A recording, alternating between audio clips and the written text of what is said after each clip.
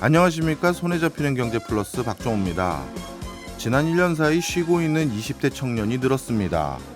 통계청 국가통계 포털 자료 등에 따르면 경제활동 상태를 물었을 때 쉬었음이라고 답한 20대가 1년 전보다 약 3만 6천 명이 늘었습니다. 그러니까 일하는 대신 쉬는 것을 선택한 20대가 많아진 겁니다. 원하는 임금 수준이나 근로 조건에 맞는 일자리가 없을 것 같아서 구직 활동을 하지 않았다는 이유가 가장 많았었는데요. 만약 이런 구조적인 이유 때문에 20대가 경제 활동을 계속해서 줄인다면 어떤 문제가 생길까요?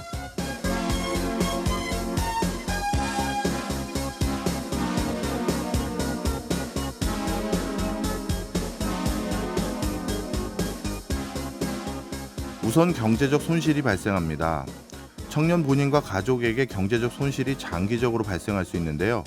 실제로 미국의 경우 20대, 30대, 즉 사회 진출 초기에 직장을 구하지 못할 경우 향후 20년간 생애 소득의 20%에 달하는 임금 손실을 겪을 것으로 나타났습니다. 그렇다면 집안에 청년 실직자가 없는 가정은 괜찮을까요? 아닙니다. 납세 부담이 늘어납니다. 관대하게 복지제도를 운영하는 고소득 국가에서는 청년 실업이 늘어날수록 납세자의 부담이 늘어나는 게 일반적인 상황입니다. 또 청년 실업은 사회적 갈등도 유발합니다. 많은 나라에서 노동시장은 내부자를 보호하는 구조로 돼 있습니다. 그러다 보니 사회에 첫 발을 내딛는 외부자인 청년에게는 고용 환경이 불리한 경우도 있는데요.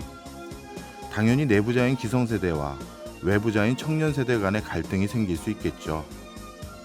그러고 보면 우리 집에 취업 못한 청년이 없다고 해서 청년 실업이 결코 남의 일만은 아닌 것 같습니다.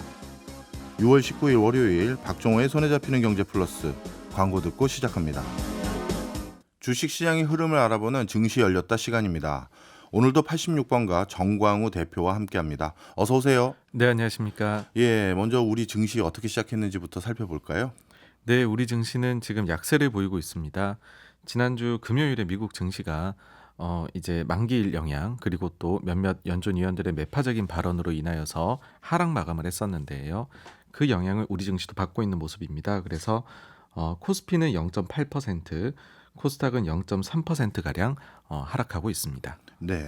사실 이제 종합주가지수 포인트를 보면요. 우리가 2600 돌파다 해서 예를 들어서 2580에서 2600 돌파면 한 20포인트 올라간 거잖아요. 그런데 2560에서 580 그것도 똑같이 20% 올라가는 건데 특정 숫자들 뭐 600을 돌파했다 700을 돌파했다 여기에 크게 이제 막 우리가 주목하다 보니까 실제 이때가 무슨 큰 변곡점으로 심리적인 요인 때문에 작용하기도 하는 겁니까? 그래서 그 흔히들 헤드라인 숫자가 달라지면 예. 이를 보고 있는 시장 참여자들의 심리에도 영향을 준다라고도 얘기를 합니다. 사실 네. 근데 이 부분 같은 경우에는 뭔가 뭐 과학적 연구 결과가 있는 것은 아니지만 그렇죠. 확실히 언론에서 더 많이 언급을 하기 때문에 예. 제가 볼 때에는 뭐 정도의 차이지 일정 부분은 투자자분들에게 영향을 주지 않을까라고 생각을 합니다. 네. 그러면 이제 2,500대 중반대에서 한 20-30% 포인트 왔다 갔다 하는 것은 뭐 사실 언론에 보도 잘 안 되지만 2,600 딱 돌파했다가 다시 주저앉으면 보도가 되니까 이건 영향을 받는다 그 말씀이신 거죠? 예, 맞습니다. 그리고 최근에 있었던 사례 중에서는 예. 바닥 대비해서 20%가 상승하게 되면 예. 그러면 우리가 이제 20% 하락하면 하락장이다, 코렉션이다라고 네. 얘기를 하고 또 20% 이상 상승을 하게 되면 상승장이다라고 얘기를 하거든요. 예. 근데 사실 19%냐 20%냐 별 차이가 없지만 그렇죠. 근데 그 기준이 이런 식으로 나눠져 있다 보니까 그런 상황이 닥치게 되면 언론에서 굉장히 많이 얘기하게 되고 지금 뭔가 세상이 달라졌나 다시 한번 또 증시를 바라보게 되고 그런 일이 최근에도 발생 한번 했었습니다. 네. 개미 투자자들, 즉 개인 투자자들만 그런 숫자들이 어떻게 보면 언론에 보도된 경계선에 있는 숫자에 영향을 받나요? 아니면 기관에서 전문적으로 투자하시는 분들도 드디어 2,700이 돌파했다 그러면 마음가짐이 좀 달라집니까? 네. 아무래도 정도는 개인 투자자분들보다는 조금 낮겠지만 그렇지만은 영향은 분명히 일정 부분 아. 받지 않을까라고 봅니다. 알겠습니다. 뭐 하여튼 이런 큰 숫자들이 하나 왔다 갔다 하면 다들 심란해 하시길래 여쭤봤어요. 네네. 자, 오늘 본격적으로 여쭤볼 질문은요. 최근 일본 증시 분위기 좋아서 한 달 전쯤 다뤄드렸잖아요, 저희가. 근데 오늘은 네네. 그래서 중국을 가보려고 합니다. 오늘 아침 송경제에서도 중국 돌아가는 상황이 뭐 심상치 않다라는 소식 전해드리기도 했는데요. 어떻습니까? 요즘 실제 중국의 금리나 물가 기조는 일단 어떤가요? 네. 중국 상황을 보시게 되면 작년 10월로 일단은 돌아가서 그때부터로 한번 시작을 해 봐야 될 것 같아요. 왜냐하면 그때 당시 시진핑 이제 3 년임이 결정이 되면서 서방 세계에서는 그에 대한 우려를 굉장히 깊이 드러냈었습니다. 그러면서 자산 시장도 굉장히 안 좋았었던 모습을 보였었는데요. 근데 그 이후에 보시게 되면 중국이 제로 코로나라는 거를 굉장히 강하게 했었는데 예. 연말부터 갑자기 위드 코로나로 상당히 빠르게 넘어가게 됩니다. 그러면서 올해 상반기에는 내내 위드 코로나로 인한 경제 성장률의 반등, 이게 핵심 포인트였었거든요. 예. 그러면서 그에 대한 기대로 증시도 보시게 되면 5월 초까지는 중국 증시가 좋았었습니다. 음. 그리고 실제 중국 정부에서도 작년에는 굉장히 경제 성장률이 2%대로 부진했지만 이번에는 5% 내외의 경제 성장률이 보일 것 같다. 그리고 이에 화답을 해가지고서 주요 기관들에서는 아니다, 그보다 더 잘 나오는 5% 중반 혹은 후반까지도 경제 성장률이 나올 수 있다라고 전망치를 계속 올려나갔었습니다. 근데 5월 달에 나오는 중국의 각종 경제 지표들이 그 전과는 다르게 부진하게 나오기 시작을 합니다. 음. 그러다 보니까는 증시도 꺾이게 되었고, 예. 그리고 실제로 그와 관련해 가지고서 중국에서 뭐 소위 중국통으로 불리시는 분들이 중국의 상황이 그렇게까지 좋지는 않은 것 같다. 라는 얘기들을 많이 하시게 네. 되었죠. 그러니 시장의 기대는 그 다음으로 넘어간 것이 중국의 목표라는 것이 있는데 그렇다라고 하면은 부양책을 적극적으로 쓰지 않겠느냐, 여기로 이제 시선이 넘어갔습니다. 예. 그럼 부양책이라고 하면은 직접적으로 돈을 푸는 재정 정책, 그 다음에는 중앙은행에서 소위 말해 돈을 푸는 유동성을 공급하는 통화 정책으로 나뉠 수 있을 텐데요. 두 가지 다 나오지 않을까 기대를 했는데 실제로 최근 한 2주 사이에 나온 것들을 보게 되면은요. 재정정책 측면에서는 전기차에 대한 것, 네. 그다음 자동차, 그리고는 가전제품에 대한 부분까지도 재정정책이 지금 나왔습니다. 어떤 내용이에요?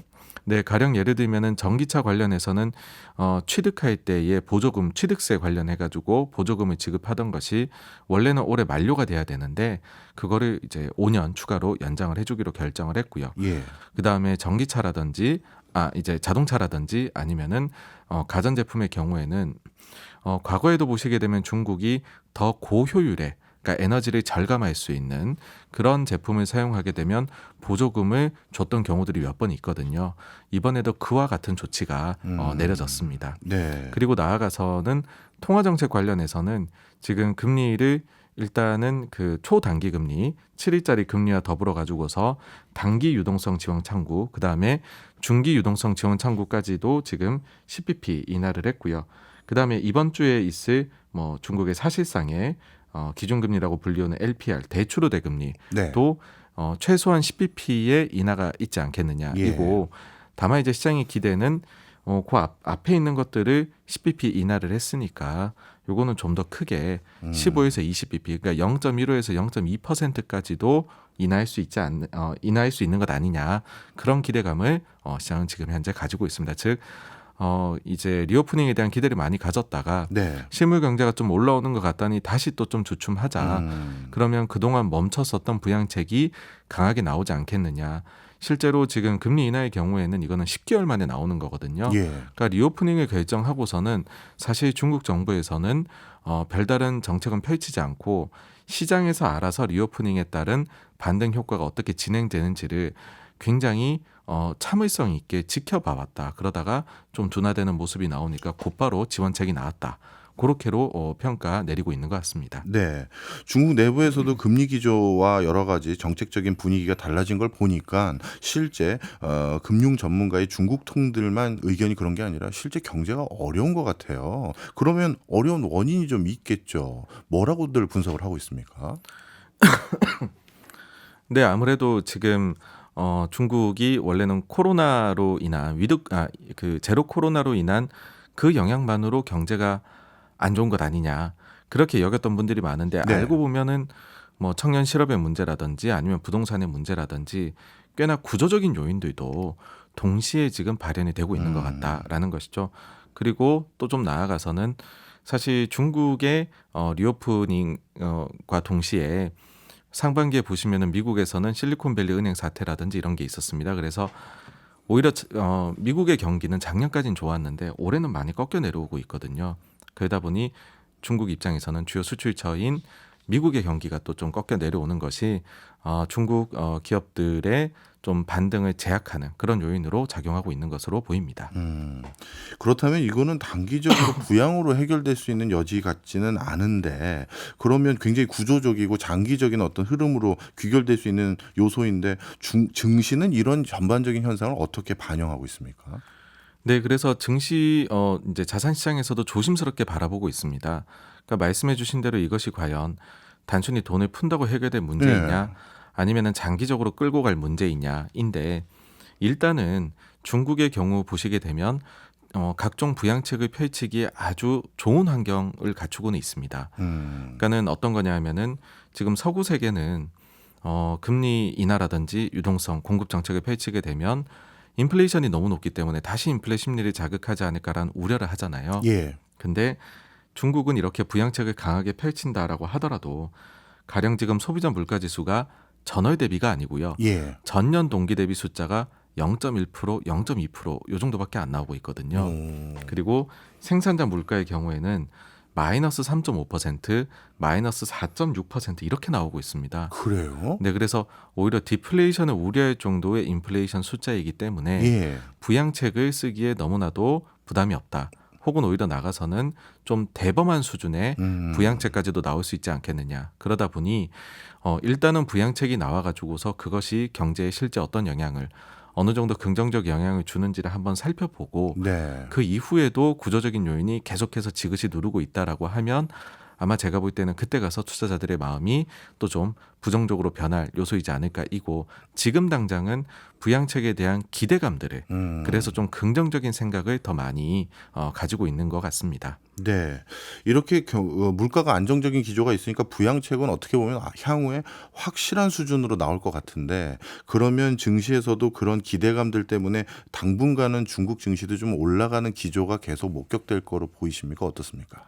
네, 그래서 지금 중국 증시를 보시게 되면은 이러한 부양책에 좀 영향을 받을 수 있는 곳들, 네. 가령 경기 민감주라든지 아니면 자동차 관련, 예. 혹은 IT 관련된 그런 분야에 대해 가지고서 이미 관심들이 많이 좀 옮겨가고 있고요.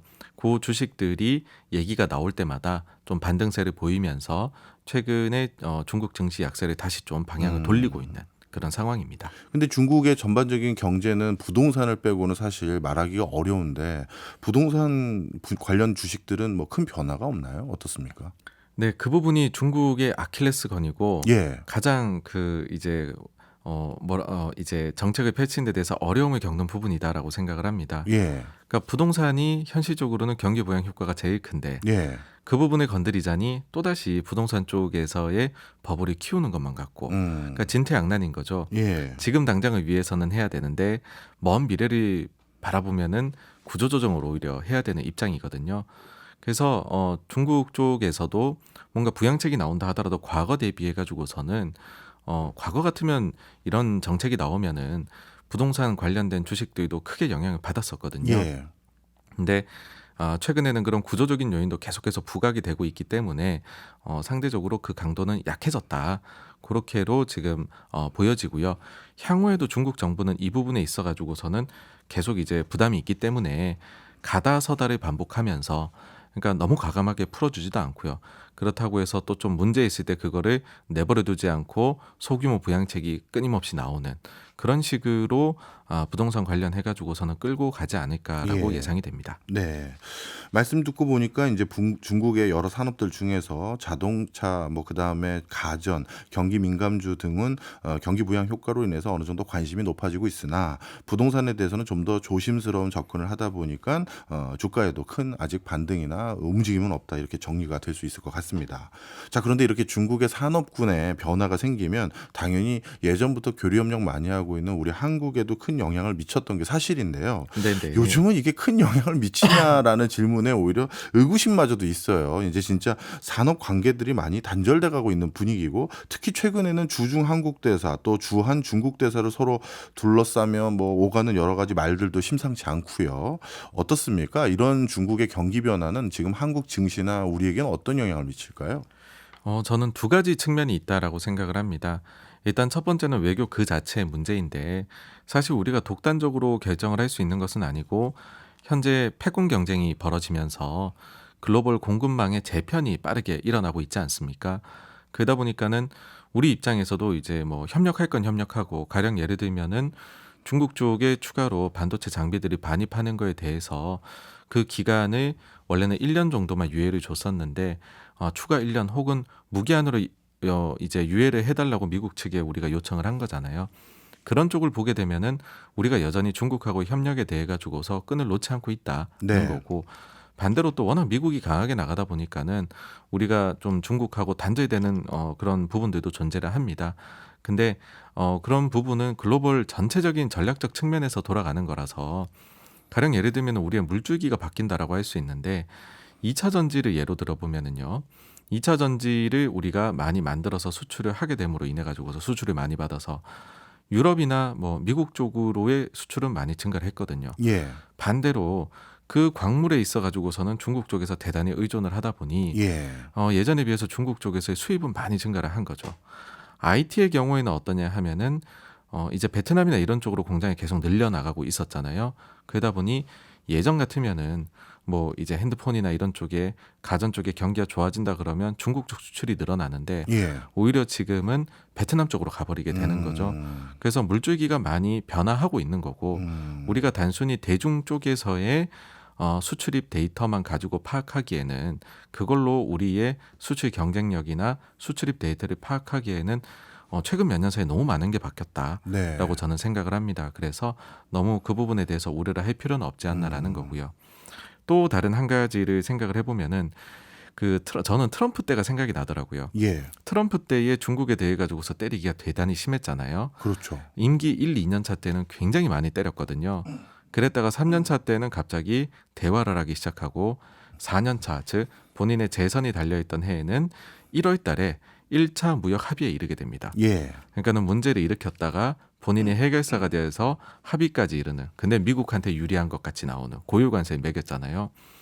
그걸로 인해 가지고서 트럼프의 경우에는 그때 당시에 민주당의 유력 대선 후보들보다 다 지지도가 코로나 터지기 전까지만 해도 높았거든요. 기억합니다. 저는 네, 바이든 지금 대통령도 혹시 비슷한 전략을 짜려는 건 아닐까라는 생각이 들어요. 왜냐하면 1, 2년 차 때는 굉장히 많이 때렸고 지금이 3년 차 때인데 갑자기 블링컨이 중국에 넘어가가지고 대화를 한다라고 하는데 지금 국무장관이 이제 중국에 간 지가 거의 5년 만이다라고 예. 얘기를 하더라고요. 뭐 별다른 얘기는 아직은 없었지만은 대화가 재개가 된 거고 그러면은 내년에 여기도 또 이제 그 재선이 걸려 있는데 예. 그때쯤 가가지고서 모종의 또 합의를 이루려고 하는 것은 아닌지. 그래서 이 패권 경쟁 중에서도 경쟁이 극한으로 치닫다가 완화가 됐다가 그런 좀 약간의 파도가 있습니다. 네. 그래서 항상 강경 일변도는 아니다라는 거. 그래서 오히려 굉장히 지금은 기대하신 분이 전혀 없겠지만 놀랍게도 미중 관계가 일부 개선세가 내년까지는 오히려 나타날 수도 있다라는 거를 투자하시는 분들께서는 한번 이렇게 시나리오에 넣어보시면 어떨까라는 생각도 듭니다. 진짜 말씀 듣고 보니까 트럼프 때도 막판에 진짜 확 분위기 바뀌었잖아요. 예, 예. 이번에도 블링컨이 중국 간 것도 저도 이게 뭐지 했는데 진짜 그런 식으로 생각을 하니까 이해가 되는 부분도 많습니다. 자, 그럼에도 불구하고 중국과의 여러 가지 교류 협력이 점점 쉽지 않아지는 건 분명한 사실인데, 그러다 보니까 최근 들어서 중국을 대신할 국가로 인도, 베트남, 인도네시아 등이 언급되고 있거든요. 네네. 우리의 생산 거점이라고 해야 될지 원자재 수급이라고 해야 될지 대표님께서 보시기엔 어느 나라가 유력하다고 보세요? 솔직히 중국이라는 사이즈를 대신하려면 이 나라가 다 예, 다 돼야 됩니다. 그렇군요. 예, 다 돼야 되고 근데 인도는 꽤 사이즈가 되잖아요. 근데 인도의 경우에는 그럼에도 불구하고 사실 격차가 너무 많이 나는 거죠. 말씀해 주신 대로 지금 투자자들의 자금이 향하고 있는 걸 보면 압도적으로 인도 쪽으로 많이 가고 있습니다. 예. 그래서 넥스트 이제 차이나를 대신할 수 있는 곳, 중국을 대신할 수 있는 곳으로 인도일 것이다라는 거는 모두가 그렇게 생각을 하고 있고요. 예. 그와 관련 그렇다라고 하면은 우리나라 입장에서는 상당히 여기 기회 요인이 더 큽니다. 왜냐하면 IT 쪽에서도 그렇고요, 자동차 쪽에서도 그렇고 이미 우리는 여기에 산업 클러스터를 완전히 형성을 해놨거든요. 그렇기 때문에 다른 곳들에 비해 가지고서는 오히려 더 빨리 진출해 놓은 격이기 때문에 기회가 왔을 때에는 잡을 가능성이 높다. 그렇게 생각을 합니다. 알겠습니다. 마지막으로 간단하게 이번 주 관심 있게 지켜봐야 될 이슈나 업종들 좀 정리해 주시죠. 네, 지금 이번 주에 갑자기 LG 에너지 솔루션에서 예. 이제 블록데이 대량 주식 매도가 나올 수 있다라는 기사가 나왔거든요. 뭐 이런 점들 관련해 가지고서 이번 주에는 좀 수급 관련해서 그 대량의, 왜냐하면 이거는 이제 우리나라에서 두 번째로 큰 그렇죠. 시가총액 기업이다 보니까 그 영향이 어떻게 주는지를 한번 체크해 보시면 어떨까 생각이 됩니다. 투자라는 게 진짜 실적만 보는 게 아니라 이런 수급까지 살펴야 되니까 진짜 어렵습니다. 알겠습니다. 지금까지 정광호 대표였습니다. 고맙습니다. 감사합니다. 저희는 광고 듣고 2부로 돌아오겠습니다. 친숙한 기업 이야기로 경제와 친해지는 신기반기 레드칩 시간입니다. 오늘도 더미클 코리아 신기주 부대표 나왔습니다. 어서 오세요. 네, 안녕하세요. 예, 제가 지난주 어떤 행사에 갔었는데요. 네. 저희 애청자분이 한 분 계셨어요. 근데 그분이 여러 코너들 얘기해 주시면서 신기반기 레드칩 그 신기주 대표님, 부대표님, 목소리가 되게 여성스러운데 실제 외모가 어떠냐고 물어보시더라고요. 그래서 제가 오늘 대표님 딱 그 기골장대한 모습에 이걸 뭐 어떻게 설명드려야 되나? 직접 해명하시죠. 부끄러워라. 네. 산적같이 생겼습니다. 아니 왜 이렇게 여성스러운 목소리인 척하세요? 그런가요? 자, 오늘은 어떤 소식인가 봤더니 네. 한국과 사우디가 2030 엑스포 유치를 놓고 결승전에 이제 휘말린다 이런 얘기네요. 그러다 보니까 자연스럽게 사우디 네. 관련한 회사 정해주신 것 같습니다. 사우디는 이 회사 말고 저도 몰라요. 맞아요. 사우디 증시에 200개 회사가 있는데 아람코가 대부분이에요. 네, 지금 상장 시총을 차지하는데요. 사우디 아람코입니다. 정식 명칭은 아라비안 아메리카 오일 컴퍼니예요. 네, 아람코의 아자가 아라비아고 람이 아메리카고 코가 이제 컴퍼니인 거죠. 이따 자세히 듣다 보면 왜 아메리카라는 단어가 들어간지도 알려주시는 맞아요. 거죠? 네, 이게 참 역사가 있는데요. 어쨌든 지금 말씀하신 것처럼 우리나라 윤석열 대통령이 내일이죠. 6월 20일하고 21일 프랑스 파리에 열리는 세계 박람회 기구 총회에 참석해서 그 MBS라고 불리죠. 그 예. 사우디 실권자인 무함마드 빈 살만 왕세자하고요. 그 엑스포 유치전을 갖고 싸우게 돼요. 이제 선의의 경쟁이라는 표현을 언론들이 하던데 빈 살만 왕세자는 이미 6월 14일에 파리에 가 있습니다. 그러니까 이게 경쟁이 정말 치열한데요. 부산하고 리야드가 있고 이탈리아 로마도 있고 우크라이나 오데사가 있는데 어쨌든 투표로 결정돼요. 결정되는 건 11월입니다. 그런데 한국이 지금 사우디 역전했어요. 이게 3차 프레젠테이션을 정말 잘했고 이번에 4차 프레젠테이션을 잘하면 그러면 역전도 가능하다 이런 얘기를 하는데 예. 사우디가 굉장히 이제 바빠진 거죠. 그러니까 지금 이런 흐름이 있어요. 그러니까 사우디가 요구하고 있는 게 비밀 투표 폐지하고 투표를 공개 투표로 하자 이렇게 요구하고 있거든요. 아니 그럼 뭐 그 공개 투표를 한다는 건 자기들 안 뽑은 국가는 뭐 석유 비싸게 팔려는 생각인지. 그렇죠. 쉽게 더 이제 하나 더 얘기하면 이미 사우디한테 투자는 받았어요. 그런데 투표는 한국한테 하려는 야. 나라들이 굉장히 많이 있는 거죠. 사우디 입장에서는 약이 오를 수만도 한데 어쨌든 오늘 주인공은 사우디 아람코니까 이런 오일머니가 지금 말씀하신 것처럼 거부하기 어려운 제안이잖아요. 예. 그 원천이 바로 사우디의 아람코라는 회사에 있는 겁니다. 네. 아람코 그러면 많은 분들이 이런 추측들 많이 하세요. 네. 실질적으로 글로벌 시총이 애플이나 구글 뭐 이런 데보다 더 큰 1등 회사가 여기 아니냐. 맞습니까? 네, 1등이었던 적도 있어요. 1년 전에 2022년 5월이죠. 그때만 해도 사상 최고 시총을 찍어서 애플을 누르고 예. 시총이 우리 돈으로 3,120조 원쯤 됩니다. 그렇게 됐었고요. 지금은 2등인데 2등이어도 시총이 2,523조 원이에요. 애플 1등이고요. 예. 어쨌든 뭐 조단이 넘어가니까 이제 숫자가 넘어가게 되는데 그만큼 아람코라는 회사가 갖고 있는 가치는 높은 거죠. 세상에선 혁신의 기술하고 우리 그걸 움직이게 만드는 에너지 두 개가 가장 가치가 높고 그게 세상을 움직이고 국제 정세를 변화시키잖아요.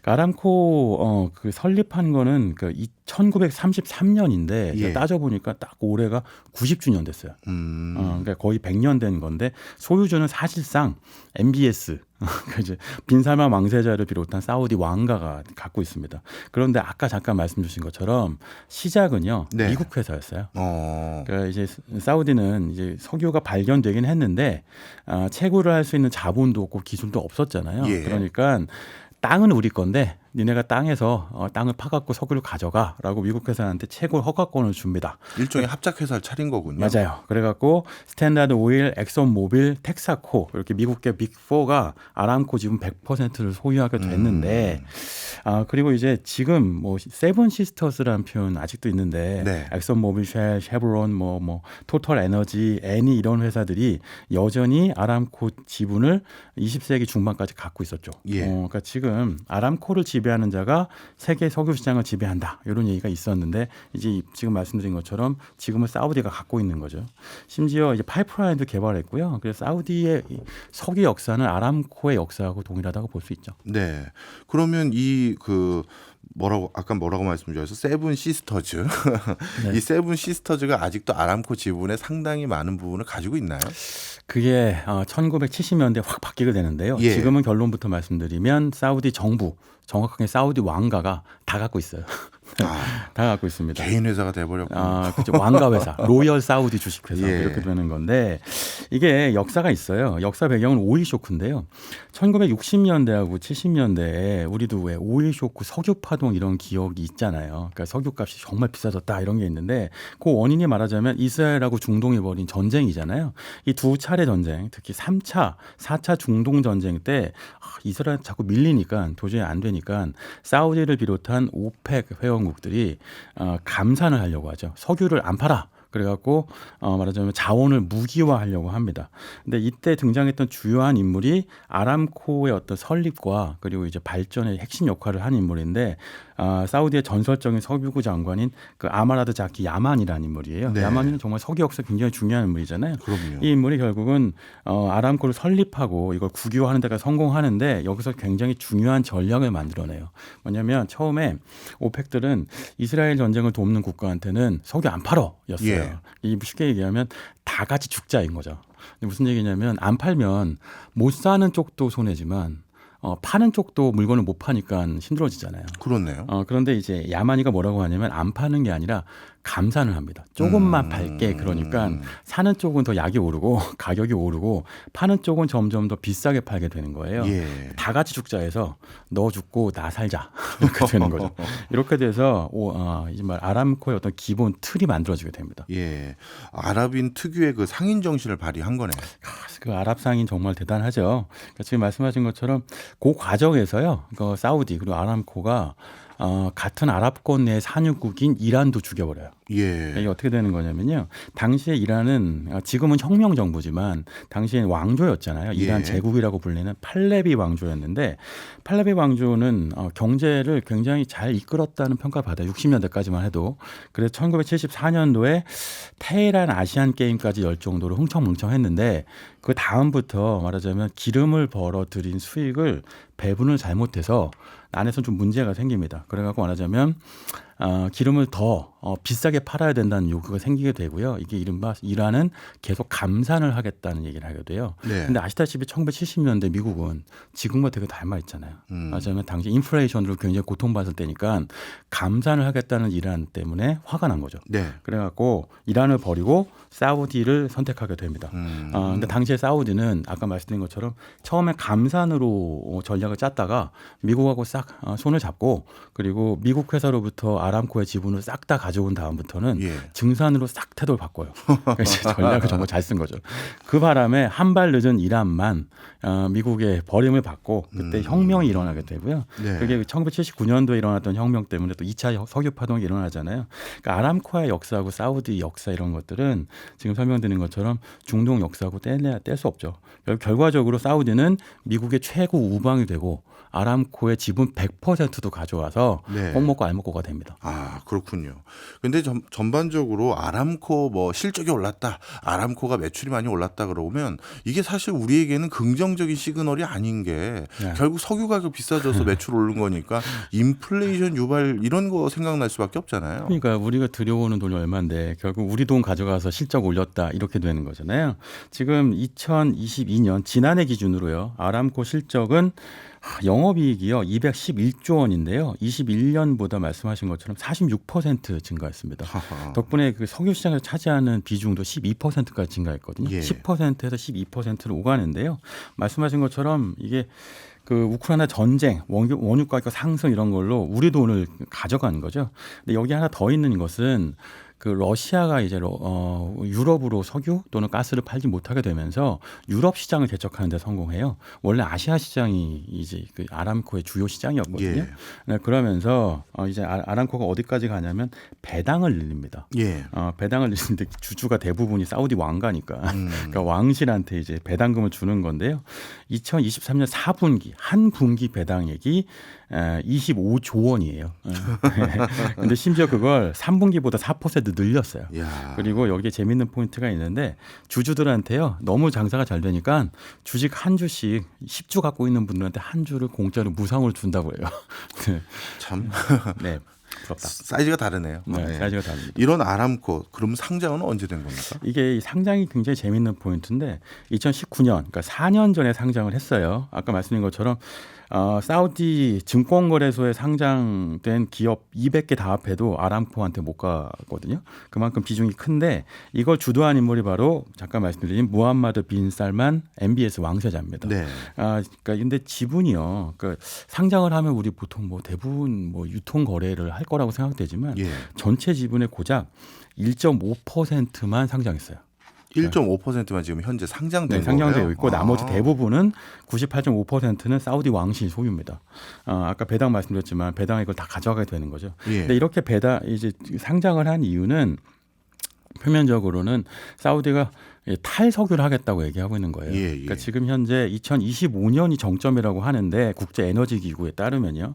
그러니까 지금 하루에 소비량이 7,740만 배럴이거든요. 근데 2025년부터는 줄기 시작해서 2035년이 되면 정점을 찍고 이제 평준화가 된다고 해요. 예. 그러니까 이제 석유를 팔아서 먹고 사는 사우디 입장에서는 미래를 준비해야 된다는 이유는 맞고 가장 큰 이유는 뭐 잠깐 계속 얘기합니다만 전기차가 등장했기 때문이겠죠. 가장 큰 석유 소비는 전기차를 통해서 자동차 통해서 이루어지게 되는데 전 세계 8억 대가 하루에 한 70억 리터의 석유를 소비한다고 해요. 예. 그런데 이게 줄게 되면 사우디는 어떡하지라는 고민을 하게 되는 겁니다. 예. 그래서 이것 때문에 상장을 통해서 말하자면 자본을 모아서 그래서 사우디의 새로운 미래를 건설하겠다. 그게 비전 2030이라고 하는 거죠. 예. 그러면 이렇게 지금 미래를 대비하려면 더 많이 팔아서 돈 많이 벌어야 되는 거 아니에요? 그러게요. 우리 같으면 진짜 물건 하나도 더 팔고 싶을 텐데 이쪽은 이게 독점 사업이다 보니까 예. 덜 팔아갖고 가격을 올린다고 하는 아까 야마니의 전략 있잖아요. 이 전통이 계속 유지되고 있는데 그게 이제 세계에 많은 문제를 일으키고 있죠. 대표적으로 올해 4월에도 감산했는데 지난해 10월 감산했을 때 가장 문제였죠. 그때 예. 이때는 바이든 대통령 화 많이 났잖아요. 그 바이든 대통령이요 외교 그 수장도 했었잖아요. 그 예. 상원 외교위원장도 하면서 외교하면 부드러운 화법 없을 것 같은데 바이든 대통령 사실은 직설화법의 대가예요. 정말 독재자한테 앞에 대놓고 당신 독재자지 이렇게 얘기한 일화도 있거든요. 예. 일종의 중국식 전람 외교 얘기하는데 미국식 독수리 외교하는 분입니다. 그러니까 이 오펙 플러스 감산 때 가장 큰 문제가 일어났는데 그런데 그때 이게 옛날 그 1970년대 이란하고 미국 사이가 벌어졌을 때 인플레이션 상황하고 굉장히 닮아 있고요. 예. 사우디하고 미국 사이가 갈라지고 있는 것이 세계 정세에 어떤 변화가 있을까 이런 고민을 하기도 하는데요. 되게 재밌는 것은 사우디는 원래는 2000년대에도 증산했었고 2010년대에도 증산을 했었거든요. 2000년대 증산했을 때는 미국하고 워낙 친해서 네. 미국이 이라크를 침공해서 그러면 우리가 증산해서 도와줘야지 이런 거고 국제적인 유가 안정을 기여해 맞아요. 주거든요. 예. 2010년대에는 미국이 셰일가스를 생산하니까 이렇게 생산비가 비싼 셰일가스를 다 죽여버리려면 증산을 내서 세계 원유 가격을 낮춰야 되겠구나라고 해서 증산을 합니다. 예. 그런데 2010년대 후반부터 상황이 바뀌게 되는 게 뭐냐면 이게 아람코 상장하고 관련이 있어요. 예.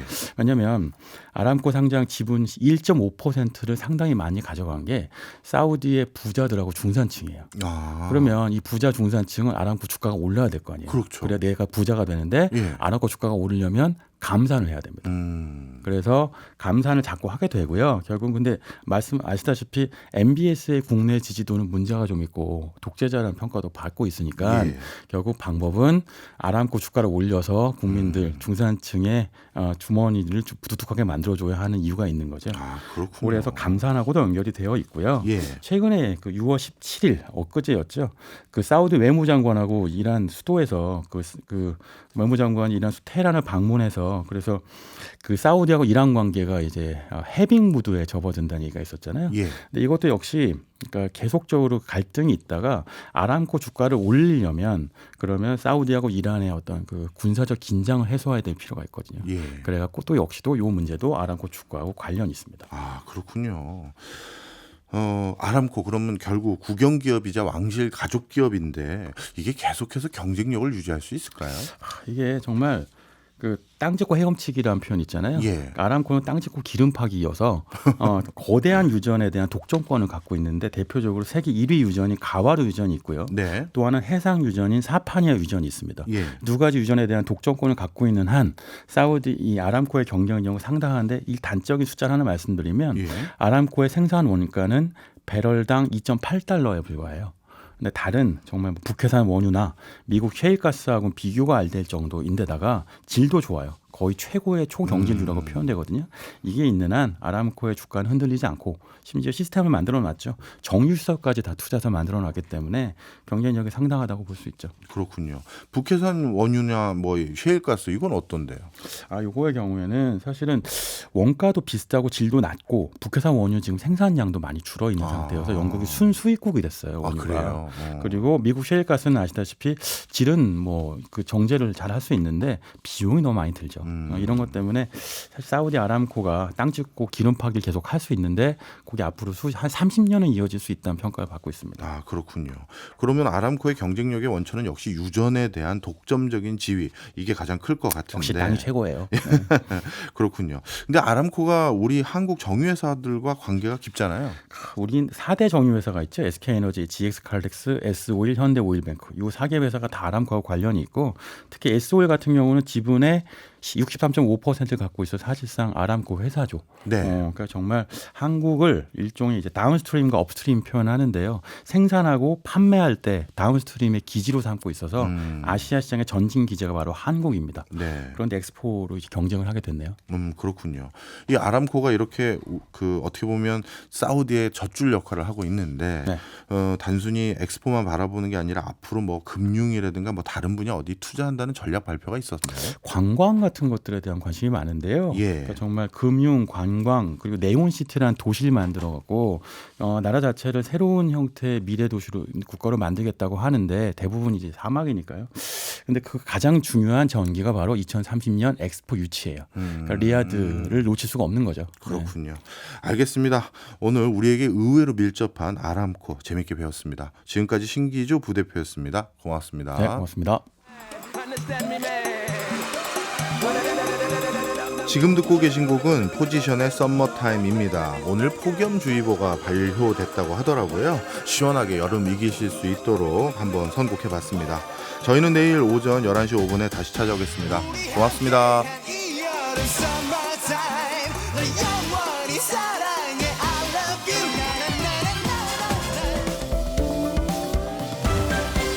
경제 생활의 플러스가 되는 아주 경제적인 시간.